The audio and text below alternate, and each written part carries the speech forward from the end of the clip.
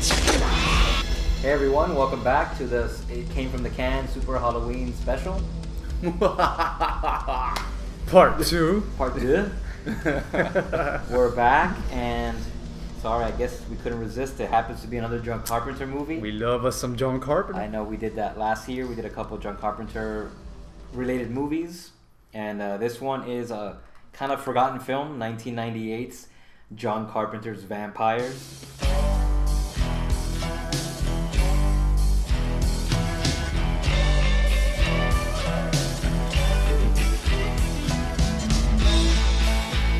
Starring James Woods. James Woods, he's the golden child of this movie. He's the man. Have you ever seen a vampire? No.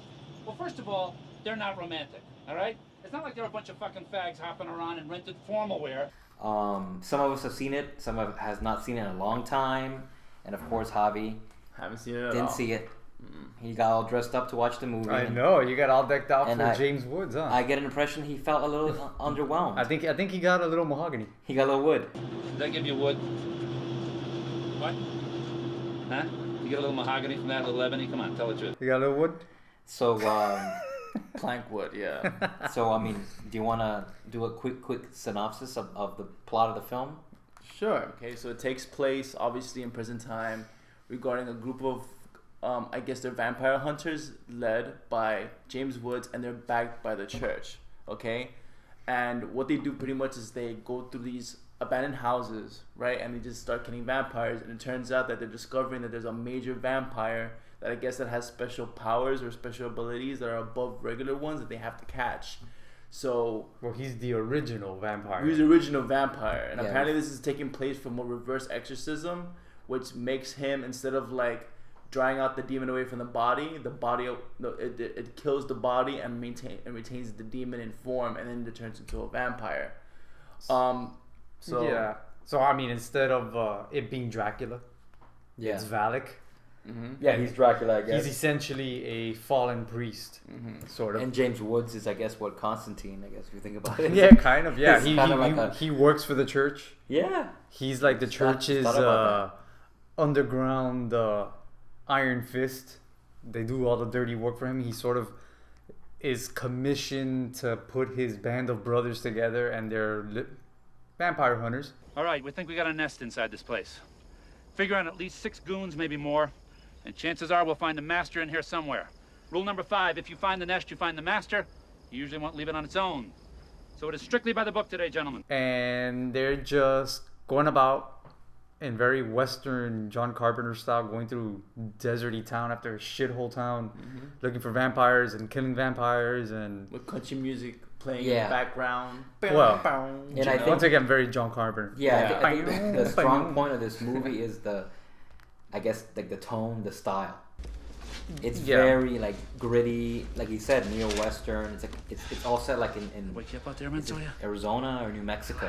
Like New Mexico. Mainly it's New Mexico. Yeah. New Mexico. And they're all like in leather, and they're all like they're kind of like a gang of like the Magnificent Seven, like they're like cowboys Right. basically, but they're killing vampires for the church. And James Woods being the leader, his right hand man is Daniel Baldwin. Daniel Baldwin, which is, Yeah. even if he's not, he always looks like he just ate a cheeseburger in every scene.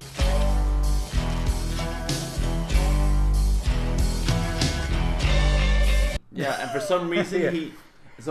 he looks like what did I say? Sean He looked Penn. like he looked Chris like Penn. Chris Penn. Like he acts like Chris Penn in the movie, whatever. So I'm like, and the fact that Chris Penn from Reservoir Dogs. exactly, and the fact that his face, like his facial feature is kind of like round and chubby like his. I always and his demeanor is almost kind of like Chris Penn. Then when I see it, I'm like, oh crap! Like I couldn't even tell if it was a Baldwin or a Penn. No, he did Like- good. He's likable in the movie. And there's a In scene a where way, yeah. No, I'm saying he's kind of, everyone kind of in the movie is kind of a jerk. But like he's fun in the movie, and there's one scene when he wakes up and looks like he just smelled shit. Oh yeah. So we're gonna show it. He's like, he wakes up and he's like,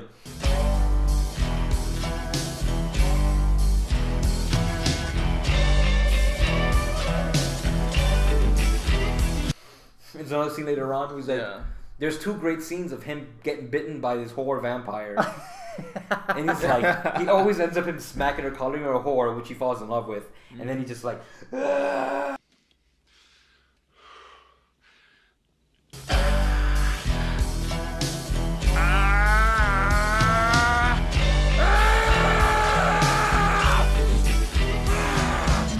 Oh yeah, every time he gets bitten or wounded, he immediately like solders himself with like a weapon. The shot, the one he shoots the machine gun. The machine gun.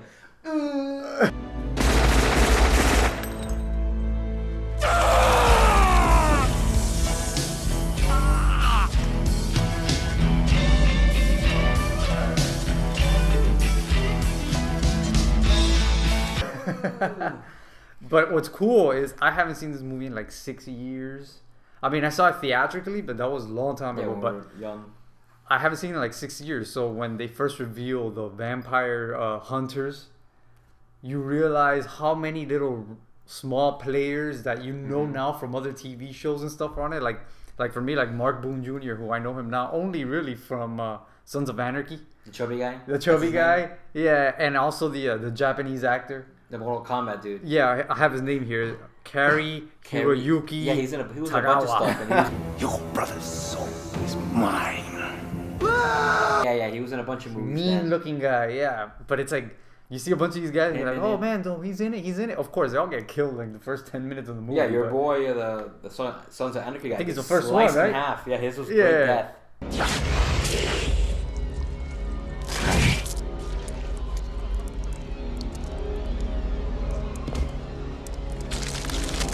Yeah, the effects are good, like the puppets. Oh, it's K&B. K&B. Yeah. But yeah, he was in it. There was another dude, like the tall Indian Native American looking guy. I recognize him from Predator 2. Yeah, I have in no the idea. opening scene, he's the one that sniffs the cocaine. He's like, I'm ready.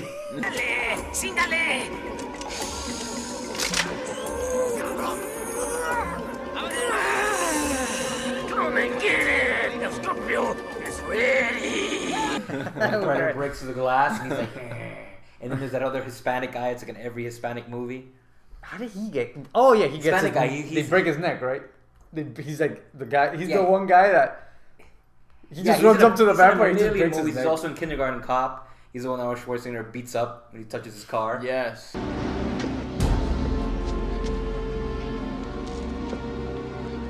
¿Dónde vas? Yeah, he's like in a million. He's like in those stereotypical 80s, 90s movies. And then, okay, so the movie opens. They don't explain anything. You see James Woods and his team coming out of an armored car. Wells Fargo from hell. Yeah. And Wells there's Fargo from hell. And there's twisted metal car. There's some abandoned twisted metal car, and there's like an abandoned house. They're gearing up. He gives a speech. Okay, we got all these goons. They kind of even don't tell you they're vampires. Yeah, Aside from the title, they call them goons. I mean, you kind of know, I guess, going in, but they go in. They have this battle, and they pull. It's kind of realistic. It's not like Blade, which came out that same year. Yes. Which Blade was very like stylized, and every time he killed him, it was all CGI. Yeah. This is all practical. Yeah, but over here, they have to hook you, pull you to the sunlight, and burn you. Which is an awesome concept. I like that whole. Yeah. They almost look like they have Jurassic Park Jeeps all rigged up with rigs and pulleys and stuff. Yeah. So they go inside with weapons and bows and arrows and spears rigged to metal cables all the way up to the winches of the Jeep. So every time they stab a vampire, they radio in and they pull them out of the house into the sunlight. A bunch of them. They have a successful night. James Woods disappointed because he didn't find the master vampire. Right. So then it cuts to the next scene where they're which is an awesome scene because it's it's the best filled part with of the hookers and scantily clad women, topless and stuff like that. So I figured, that part's awesome. I think in the movie, kind of like after that scene, it kind of goes down. I think also the budget went down. Yeah, the budget. They're partying at this motel in the middle of the desert. The Sun God motel with hookers. And a police officer who doesn't give a crap of what they do. So he's like, that was like the most pointless sheriff. Like straight out of Compton party. Yeah. In the hotel room. And then the master who survived shows up and just basically kills everybody.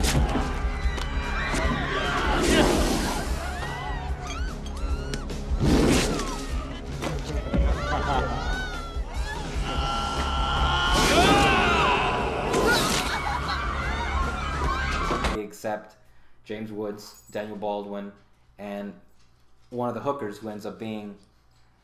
But which was awesome how he turned her into a vampire. Yeah, because he actually goes down on her. He goes down on her and bites her in between her legs. I won't.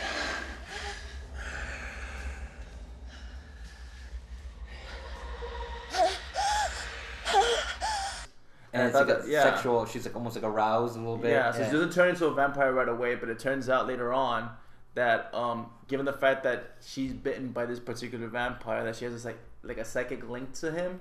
So anything he does, she'll be able to see. So they'll be able to know where he goes and what he does. And those scenes reminded me of Halloween. You can tell he was doing the POV Halloween stuff when she was seeing what he's doing. I think he might have been dozed off or whatever. But when he goes into one scene, there's one scene when he goes into a church.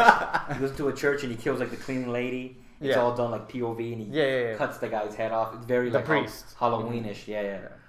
But and then I mean, they go from that, and then it basically becomes kind of like a chase movie, where they're on the run, and James Woods from the beginning realized that something's up because the head vampire knew his name, so he's always already knows something's up. Yeah, he goes to some sort of like Vatican safe house where they're patching him up, and he's just thinking.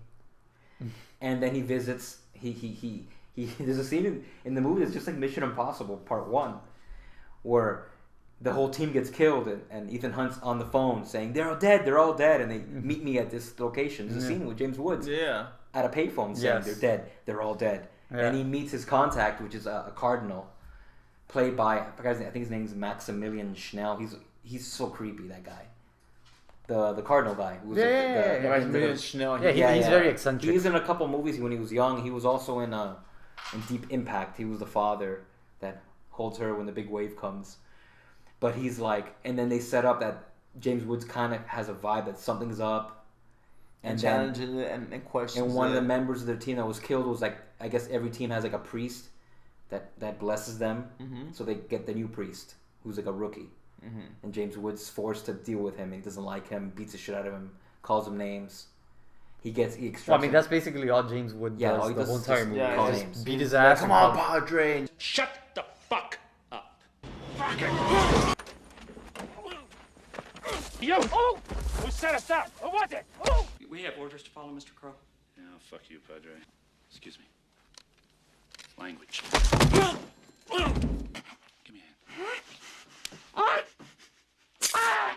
But the priest knows what's going on. He knows, he gets out of him through series of events that the vampires, that they're looking for the cross, which was part of his exorcism. That he knows what it is.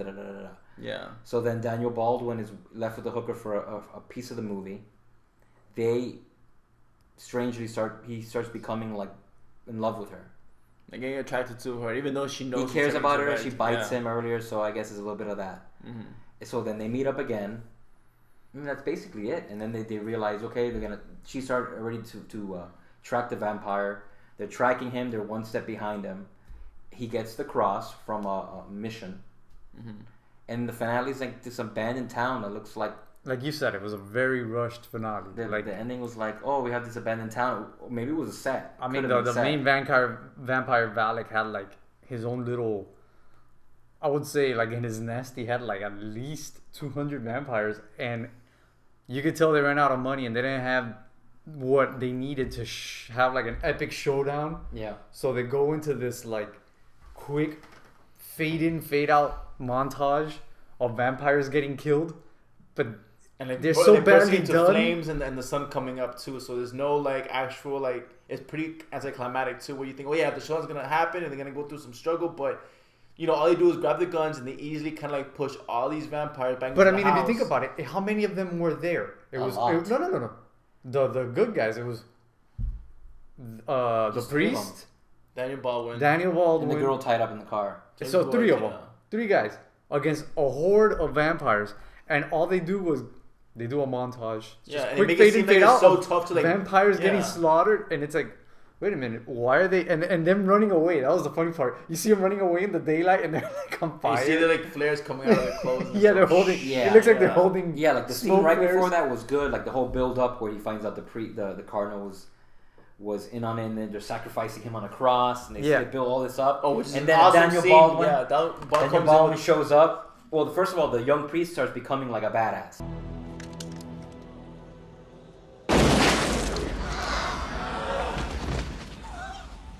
Padre! Now what are you gonna do, Valak? You got nobody to complete your ritual! The sun's starting to rise! Yeah, of course. And he's like, shh, you know, like he's like negotiating with the freaking vampire. Yeah, because the priest that I guess that the cardinal that I guess got him the priest in the first time, like I guess turned the tables on him. Yeah. Right. So then he he heard him whispering from the bar for some reason. Right. Weird. It's true because he was whispering to him outside. Yeah. So and he's like, I hear it. So they kill the cardinal, whatever. So they need a priest to go ahead and like finish the exorcism. The priest threatens to kill himself if he doesn't, and Daniel Baldwin comes out of that Jurassic Park Jeep. I guess like shoots a spear to the top. Oh, we gotta recreate that. Yeah. Dun, dun, dun, dun, dun, dun.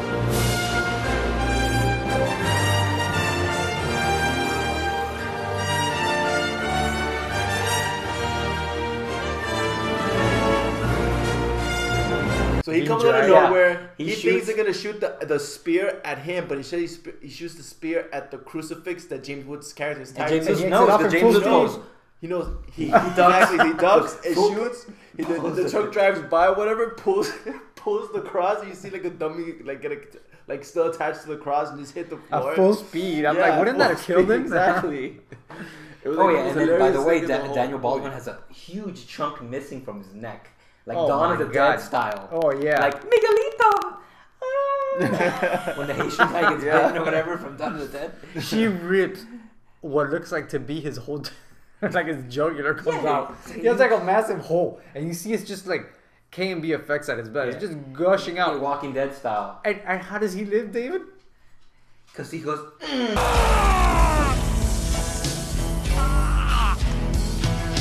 he shoots a few shots from the gun, and the nozzle's so hot that he uses it to someone should spend money, and every scene of him, like after the just CGI like a hand biting a cheeseburger. That would be great. Oh man. Let me get a McPick too. I mean, this is a good flick that if you want to get plastered, you have to take a shot every time James Wood says Padre.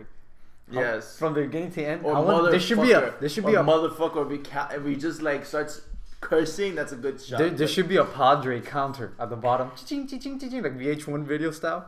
Oh, and by the way, you were right. That quick cameo was Frank Darabont. It was, huh? Yes, it was. You want me to say what?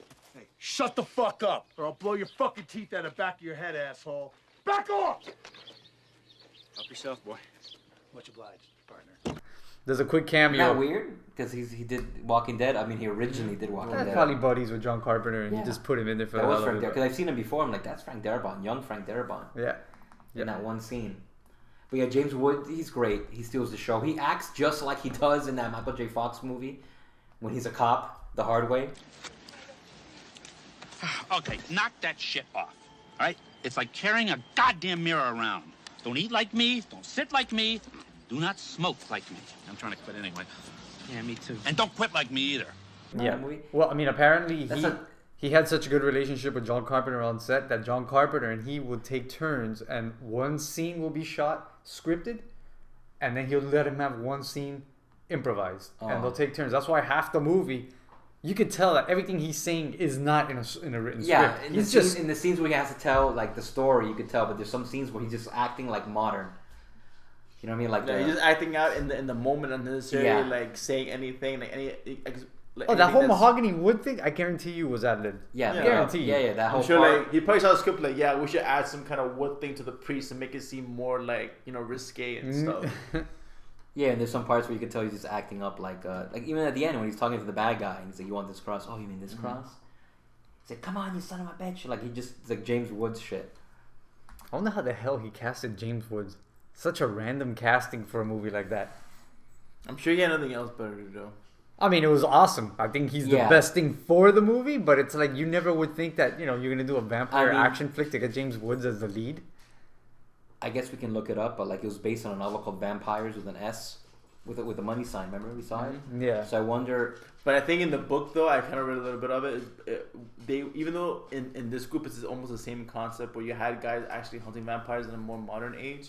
They did mention that they do it for profit. Yeah, and they're backed by the mercenaries. Yeah, and they're backed by the church in a capacity of where like the church gives them resources to how to kill them, and they just go ahead and get paid. Which is a great idea. It's a cool idea. It is. It's interesting. But given this movie, I'm sure they wanted to make it a little bit more like horror in that sense.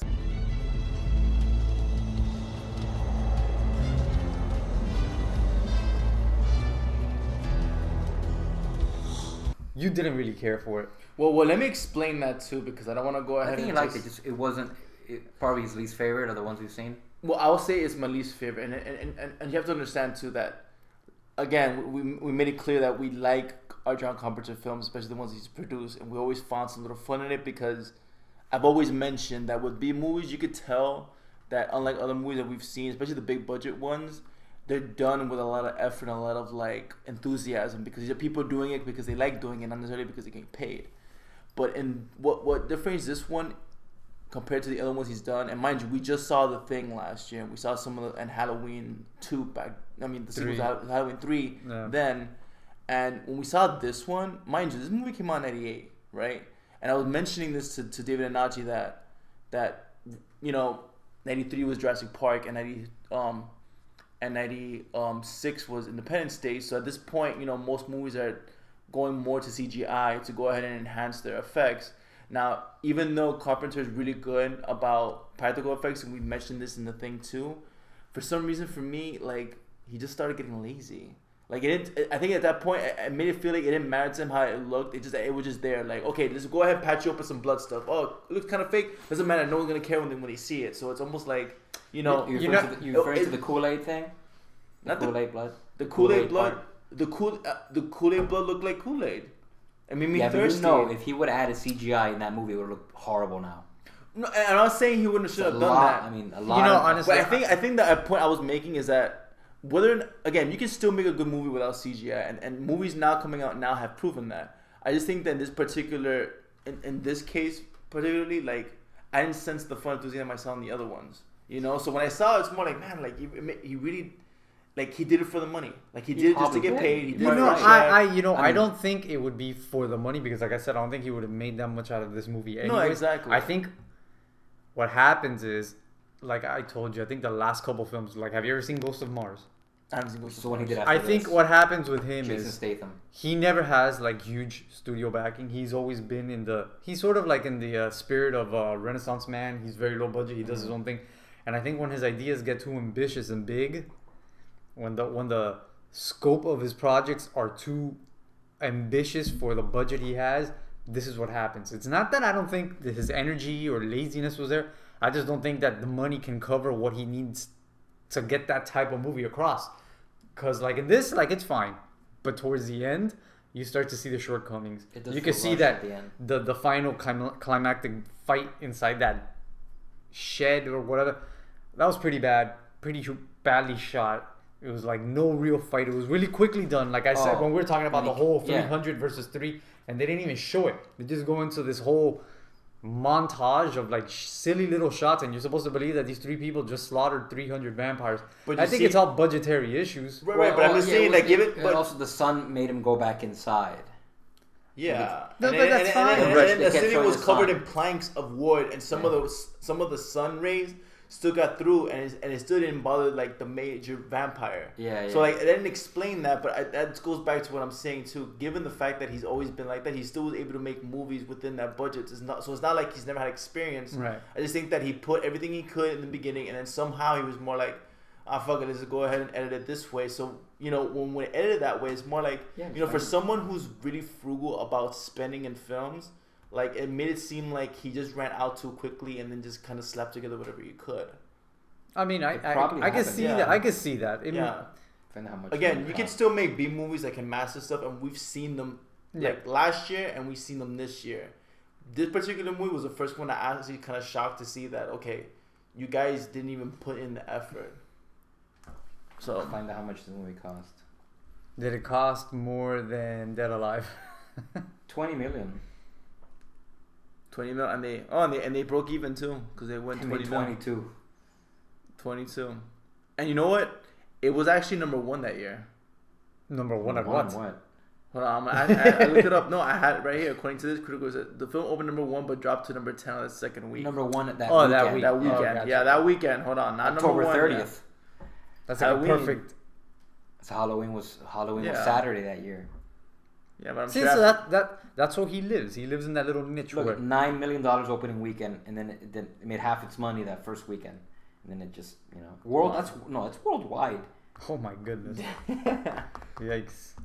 Yeah, it didn't do good, and I saw it because I worked at a movie theater and Nachi worked at a movie theater at the same time. We watched. I had the poster. The original poster was really cool. I mean, when we came out, we were like 18, 19 years old. Yeah. But it was at the time, it was different. Like I said, like the last vampire movie that came out was Blade, which Blade is different. That same. Yeah, they were more of a was a comic book. It was a comic book movie, and it was very like and this is more sci-fi-ish. Exactly. This so you can't compare both. Yeah, and then James Woods is always fun, but yeah, the ending does feel rushed. It almost feels like, for some reason, they decided to just compress everything at the end. You know, like they didn't have enough footage. But that's what bothered me even more. They didn't have enough. They couldn't finish the effects, or they didn't film everything right, and they just like, okay, it's the end. That didn't work out for me. I just think that of all the movies we've seen that were fun to watch, and even if they weren't like some of the best stuff, you know, you could still see the enthusiasm, so it makes you want to continue watching it. This is the only one I could say was below like what we've seen.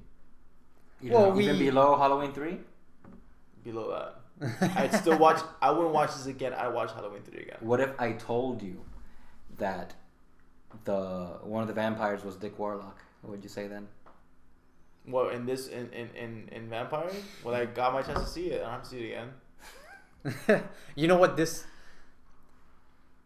movie is a really good idea. Yeah. I like the idea. I like the idea of like the Vatican having this like mercenary group nobody ever speaks of, and they're doing all this dirty work. I like the idea of the weapons that they use and the whole we pull them out from these safe houses out into the sun stuff. It's awesome idea. We were talking about how something like this would be great to be rebooted as a TV show. Even if it's on something like a Ray Network where he does or like FX or something. It just feels like it would be a good show. Something where you can get away with a hard rating with profanity, sex, and gore. Nowadays, I think this is awesome for that. But for the time, you know, I still defend it. I think it's kind of like for me maybe, it's one of those guilty pleasures. I mean, I haven't seen it in a long time, and I saw it again today, and I can see all the shortcomings, but I enjoy it. Because James Wood, just himself, it's awesome watching him be James Woods, and it's a vampire flick. It's fun, man. I understand. Watching it for the first time, and I do understand. Like also this time around to see James Woods and I mean like that. Cause I thought that was amazing. To me, it help make the movie. And the idea, like I was drawn to the idea in the beginning, like the idea, the fact, and you mentioned this before, like the fact that it's a Western, and you know, and they're dealing with like vampires in the more modern time, and they're gritty, and I keep bringing this up with the prostitutes, you know, but it shows what kind of like characters you're dealing with. You know, so I felt like I was glued into that. You know, okay, I'm like, it's more than a typical horror movie. This is something with like some sort of context in that sense. But then the shortcomings at what point did you start going? I think aside from the very end, but I'm saying, what point was there a point where you're just right after the hooker motel room? I think a little after that.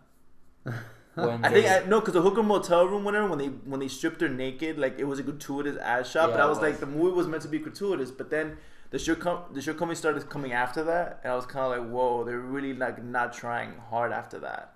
Like they were trying hard to be shocking in that sense, but it was almost like, okay, we did the shock part, whatever, let's go ahead and just throw whatever we can and just leave it as that. And that's what I was like, come on, man, you guys have built it up to something that was like more intriguing, you know? What was that? Like it looked like it was something that was more intriguing, you know, the way they built it up and the way that the shortcomings, like it blemished the rest of the movie, and that was kind of like unfair because I'm like they put a little effort into sprinkling in the story finally when he was telling him that he's the first vampire and all that stuff. Yeah, and when I got into it, and I thought, oh, it's gonna be bigger than that because you know Western films are big in a sense, and so is when you deal with mythology about vampires in church.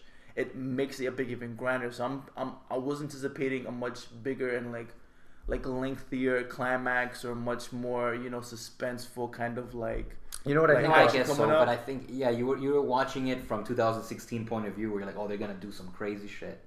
But no, and I'm not expecting them to do crazier stuff. It's just that I expect them to keep going with that, you know. But just they got lazy, and that kind of like ruined it for me in a sense. You know what I think? I understand what he's saying with the whole that awesome scene when the masters are coming out. You're like, oh, it's gonna be 7 of them. Yeah. There's gonna be 7 battles. But you see what I'm saying? But that's my point. Get it. Yeah, I mean, and thing is, I'm not. Everything else about it, I like whatever. It's just that kind of ruined it for me. I think the end, the climax, when they get to that Santiago town. Yeah, I felt like they really stopped trying. There's nobody in that town. You can tell that they kind of ran out of money. Yeah, they ran out of money. It looks like a set. It looks like a Western set. I think it's almost like they had ideas going for it, but they couldn't fund the idea. Yeah. So they just put them together, whatever, just to end the movie.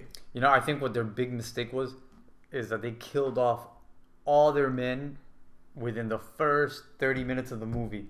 They should have kept a lot of these guys around so that at the end there's more beef to fight the vampires with. Mm-hmm. And it's more, like I said, it's really unrealistic that 3 guys take on an army of 300 and the master that for hundreds of years nobody's been able to take down, but James Wood took him down in a barn. And then when you see these guys like interacting with each other, but you feel like a lot of movies have done that. Like Aliens did that.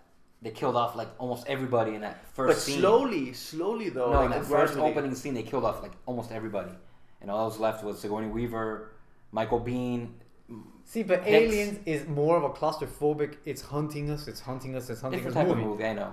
So it doesn't really go with this, but that motel scene would have been gone. That was the scene where you're like, holy shit. But you know what? Then have another scene where they'd survive, but all the hookers die. Well, maybe and all the hookers. You know the scene. There's a the scene. Cardinal tells them get more men and go back. Exactly. The Cardinal tells them reload men, rejoin get your group, a new group together, and then do it again. They should have done that. They should have just had another scene, bring another cast and crew to meet up with them, and now you have a bigger payoff at the end. But yeah, they could have done that. But I mean, I don't know. So many what ifs too, and again, like we could say that with any movie we ever seen, whatever. But this one, I don't know. This one this one is not. This is unlike most of the other stuff we've seen. I can't say that I enjoyed it. Interesting. For a super Halloween special, get out. No, that's fine. That's interesting. Yeah. Yeah. So unfortunately, guys, no, that's cool. Give every movie a chance. Just don't be afraid to say that it performed underwhelmed you. I guess. Mitchell. Yeah. Mitchell. All right. So on that note, what is it? Yeah, we're pretty good. Vampires. Hey, bro, just because he didn't like it, don't be so fucking somber, bro. It's a good movie. It's a good movie. I like it. It's a fun B movie. It's not perfect, So I liked it. I think it still holds up. Actually, when you look at it on yeah. IMDb and you look at all the talkback, quite a lot of people like it. It's like and a they cult say classic. that, I don't understand why it got such low ratings, but it's very.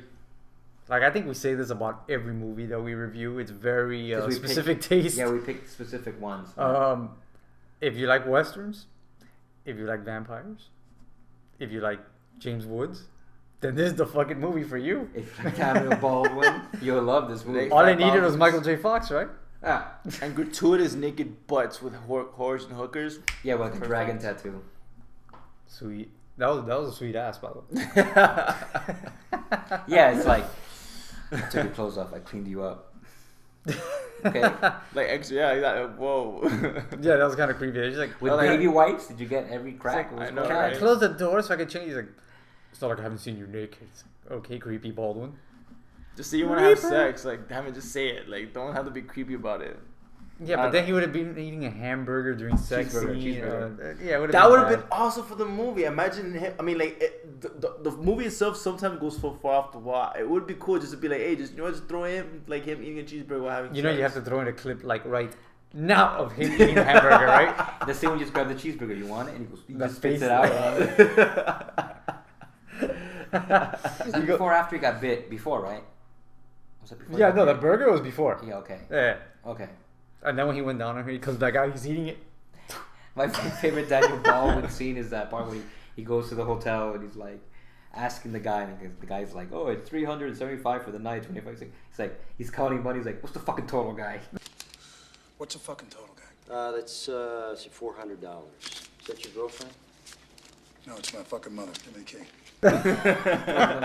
That's another total ad-lib scene. You could tell. It was like, what the hell is... Why is this even in the movie? It's like pointing. And there's certain parts of the music is really good. That when that guitar thing down.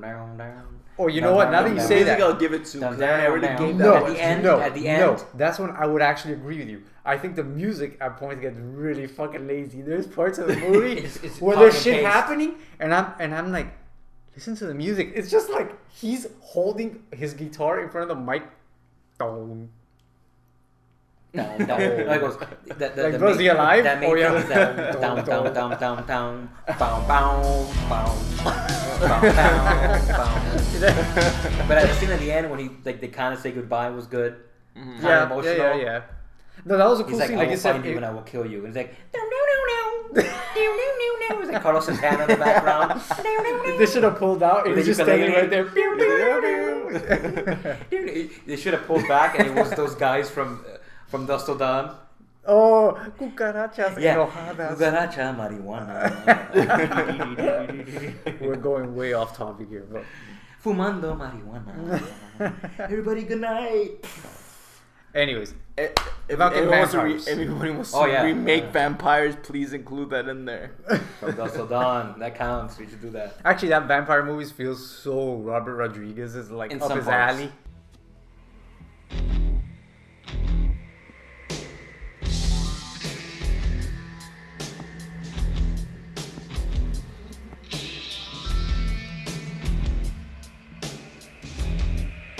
It has good scenes. Yeah. Like the whole scene when he goes back to the motel, and he's like Oh, he's dissolves, just and killing all- he's like- he's just cutting off everybody's head. Yeah, it's like a Which I montage. guess they don't really talk about it, but I guess that's the only way to make sure they don't come back. But they're They not don't- zombies. They don't. That was kind of weird. Okay, another thing we forgot before we end it.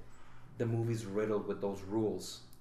10 rules. Rule number 5, rule number 10. They never really tell you what the rules are. It's like rule number 15. They don't- scatter them through the movie, and then Yeah. at the end, rule number 1 was the partner one. But before there's one rule. I'm like, that kind of should be rule number 1, which is the master can only be killed at night. Why is that rule number 10? Isn't the master? We're not 9 or 8 or 7 or 6. Yeah. Throughout the movie, they keep throwing these rules. Rule number 5, Jack. See, you could throw that into your lazy pile. Rules. Again, why lazy not? rules. Yeah, Lazy number cool 50. idea. If you're gonna go kill vampires your first night, you better buy the first round. I don't know. My favorite was rule number 7. Always eat a hamburger after every fucking kill. And with that is our vampires episode of the Super Halloween special. Rule number 9, Jack. Make sure their hamburger's cooked well done. Dun, dun, dun. Down. All right, everyone. That's it for this episode of FilmCan, Kid from the Can, Vampires. Are we getting up thumbs or something for this? Oh, beer cans. We didn't even have beers today. Yeah. Oh, there's one. We're John Okay. we talking about lazy. We're John Carpenting this movie, right? Well, then I'm gonna do it like this. I'm gonna go give 1 thumb up and 1 thumb down. I give 1 thumb up for the so it's a fact that the negative. ideas is It's like neutral. it's almost neutral, and the reason why I'm saying this is because 1, the whole James Woods idea of vampire, modern Western, was intriguing. Like I said, up to but third act, if you get drunk and get passed out, you didn't miss this thing. Okay, so out of 5 film cans, you give it a 2? I'll give it a 2. What do you give it? Out of 5. Out of 5. Remember, we're not comparing it Not to 2, Jurassic Park or Godfather. I'd give it a 3.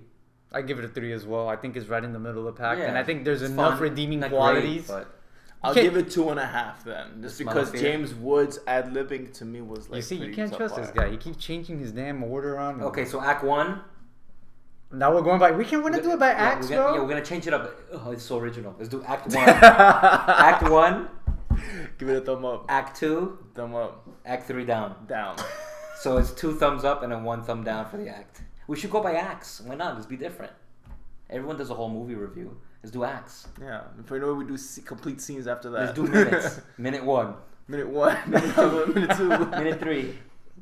Minute 4. Okay, so overall, 3 cans for vampires. Yeah, 3 out of 5 cans. In the Super Halloween special, came from the can, part 2. Part ducks. And like always, follow us on Facebook. Look for FilmCan Productions. Look for us on YouTube, FilmCan Productions. We're also on iTunes and Podbean. Podbean, okay. And we'll take any ratings you want to give us, whether you give us 1 can down, 2 can down, 3 can down, whatever the hell you want to call it. Middle fingers will be acceptable too. Thank you, everybody. Until our next episode of FilmCan Productions, it came from the can. Drink them if you got them.